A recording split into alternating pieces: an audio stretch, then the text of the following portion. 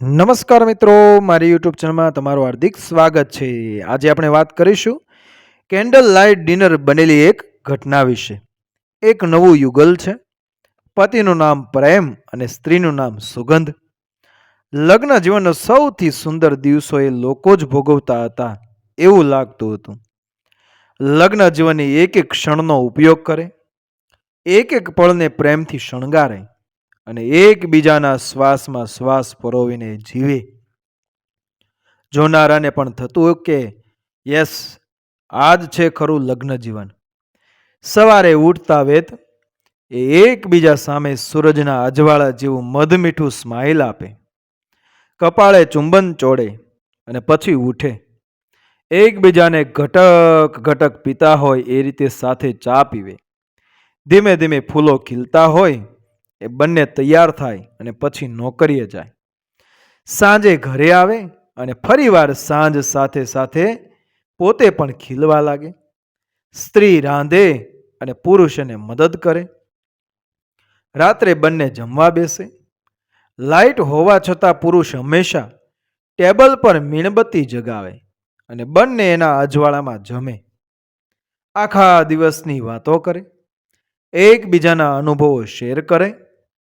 કોઈ સારું પુસ્તક, કોઈ સારી ફિલ્મની વાત કરે.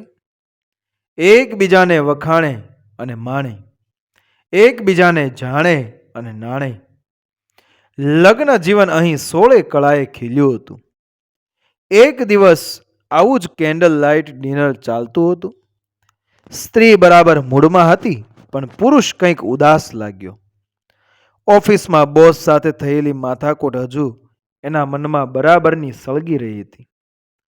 સ્ત્રી એની વાત જાણવા આતુર હતી અને ફરીવાર બોલતો કરવા માટે એ કાલાવાલા અને મસ્તી કરવા લાગી. એમાં વાત વણસી ગઈ. પતિનો દિમાગનો પારો છટકી ગયો.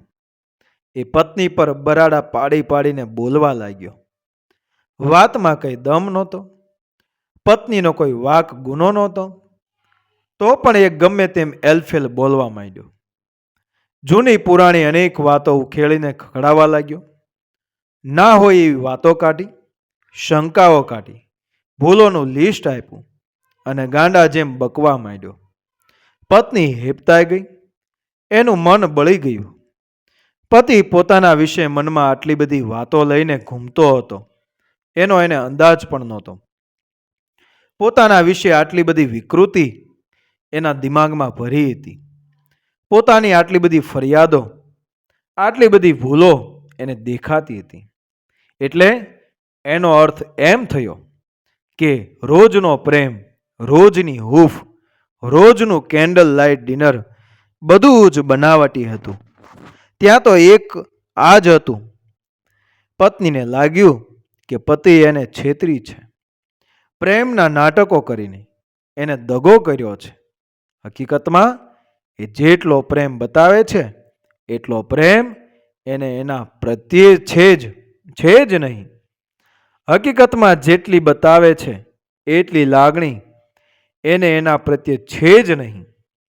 પત્ની રડતી રડતી ચાલી ગઈ. પાછળ રહી ગયો સળગતો પતિ અને સળગતું લગ્ન જીવન. બીજા દિવસે પતિના ચહેરા પર વારોવાર પસ્તાવો હતો. એણે પરાણે પત્નીને જમવા બેસાડી. મીણબત્તીના અજવાળામાં પણ એણે નોંધ્યું કે પત્નીની આંખો ભીની હતી. પતિ ઘણું બધું કહેવા માંગતો હતો, પણ બોલી નહોતો શકતો. એણે ખબર હતી કે પોતાની બનાવટ પકડાઈ ગઈ હતી. એ હકીકતમાં પત્નીને એટલું બધું પણ નહોતો ચાહતો જેટલું બતાવતો હતો. હા, પ્રેમ હતો એ વાત નક્કી હતી. આખરે એ પતિએ શબ્દને બદલે સ્પર્શનો ઉપયોગ કર્યો. પત્નીના હાથ પર પોતાનો હાથ મૂકી દીધો. પતિને બદલે એની આંખો જ બોલવા લાગી. એના પર એની આંખમાં ફૂટી નીકળેલા એ આંસુના બૂંદ ટપક્યા.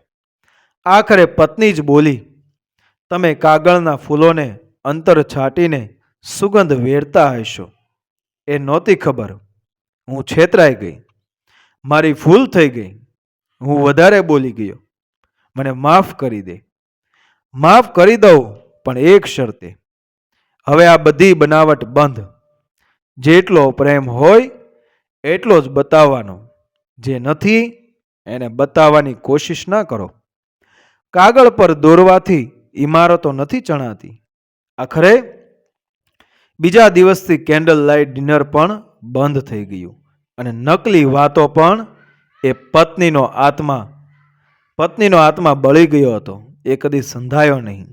સાર એ છે કે જે રીતે કાગળના ફૂલોમાં અત્તર છાંટવાથી બગીચો નથી બનતો, એ રીતે ખાલી શબ્દોના ખોખા અને બનાવટી પ્રેમથી એ લગ્ન જીવનનો બાગ ખીલી નથી શકતો. લગ્ન જીવનમાં સચ્ચાઈ જોઈએ, બનાવટ નહીં. મિત્રો, વિડીયો પસંદ આવ્યો મારી ચેનલ સબસ્ક્રાઈબ કરો, ફોલો કરો, શેર કરો. મળીએ આવી જ ઘટનાને પ્રેરણાદાયક વાર્તાઓ સાથે આગળના વિડીયોમાં. બન્યા રહો મારી ચેનલ સાથે. જય શ્રી કૃષ્ણ, રાધે રાધે, જય શ્રી રામ, જય દ્વારકાધીશ.